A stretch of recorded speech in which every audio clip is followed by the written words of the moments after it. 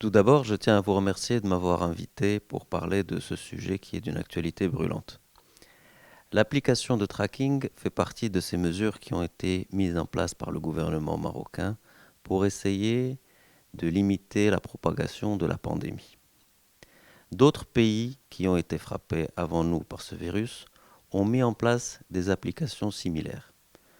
Je pense notamment à la Chine, à Singapour, à l'Italie. L'un des enjeux majeurs quand on met en place ce genre d'application est d'essayer de trouver le juste équilibre entre la protection des libertés individuelles et de la vie privée, d'une part, et la préservation de la santé publique, d'autre part.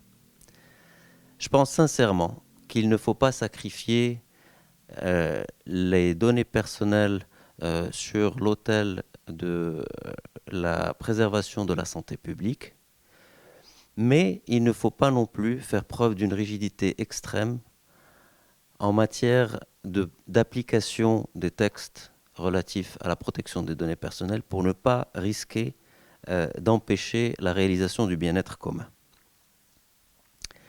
Il est vrai que le lancement d'une telle application peut faire craindre certains problèmes et faire naître certains risques. Le premier qui me vient à l'esprit est celui du détournement de finalité. C'est-à-dire que les données qui sont collectées ou qui seront collectées dans le cadre de ce projet avec cette application sont censées servir une finalité bien précise qui est celle de la limitation de la propagation de la pandémie. Il ne faudrait pas que ces données soient utilisées plus tard à d'autres fins. Par exemple, il se pourrait qu'elles soient utilisées pour influencer nos habitudes de consommation. Par exemple, une personne qui est en surpoids et qui l'a indiqué dans l'application ne devrait pas être poussée par des annonceurs à aller acheter des produits coupe-faim ou au contraire des produits hypercaloriques et qui la pousseront à une plus grosse obésité. Un autre exemple auquel je pense, c'est que ces données soient détournées par les assureurs qui pourraient quantifier différemment le risque et qui pourraient augmenter les primes d'assurance, par exemple. C'est une crainte qui a été partagée par pas mal de personnes sur les réseaux sociaux, spécifiquement celle-là des assurances. Il y a aussi un autre risque qui est relatif au marché de l'emploi, c'est que ces données tombent entre les mains des recruteurs et que ces derniers se basent sur les données de santé pour discriminer certains candidats à l'emploi. Voilà les risques qui me paraissent les plus importants lors de la mise en place de cette application.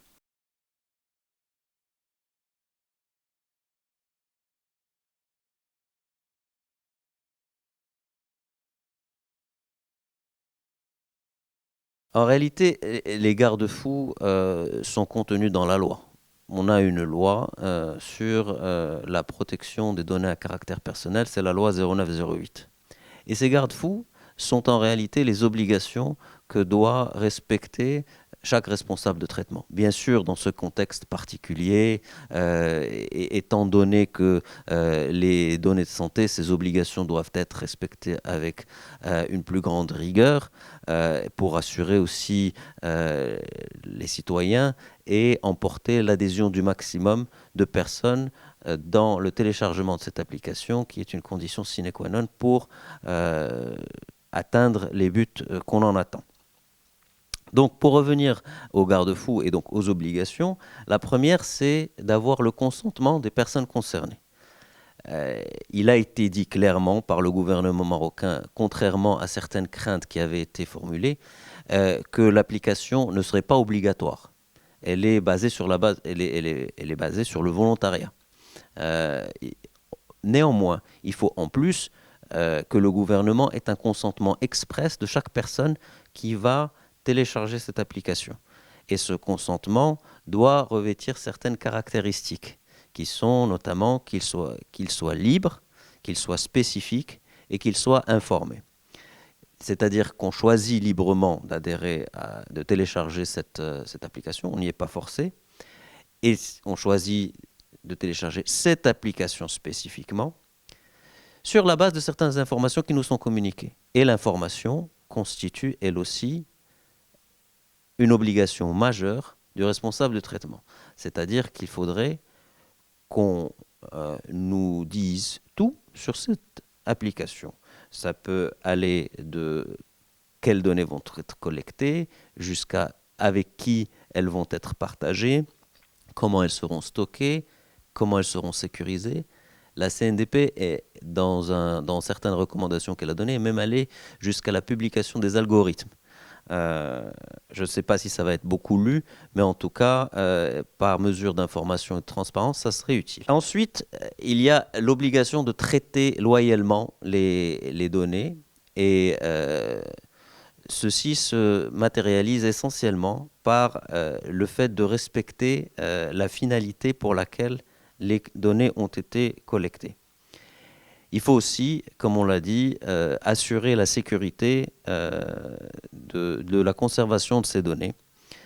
Et la CNDP avait aussi recommandé de minimiser les données qui seraient collectées et de limiter l'accès à ces données à certaines personnes avec des autorisations spécifiques. En tout cas, la CNDP, qui est la Commission nationale pour le contrôle de la protection des données à caractère personnel, ça c'est l'appellation exacte qu'aime bien rappeler M. Sorrouchny dans ses interviews. Donc la CNDP a été sollicitée officiellement par le gouvernement marocain le 27 avril pour donner son avis, cette fois-ci officiellement, sur l'application.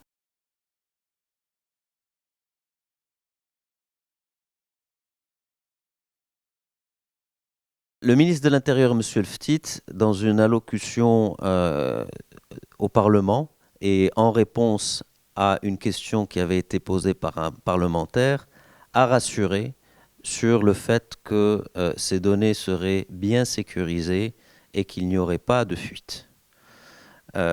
Personnellement, je pense que c'est ce qui sera le cas.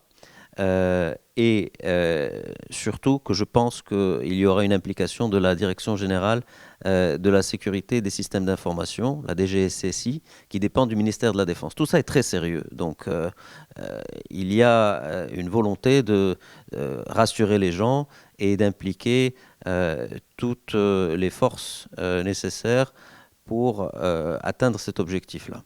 Si malgré toutes ces précautions, il y avait une fuite, eh bien, la responsabilité de l'État pourrait être mise en cause, surtout si la personne qui a subi les conséquences de cette divulgation arrive à démontrer un préjudice et qu'elle arrive à faire le lien entre le préjudice et la divulgation elle-même.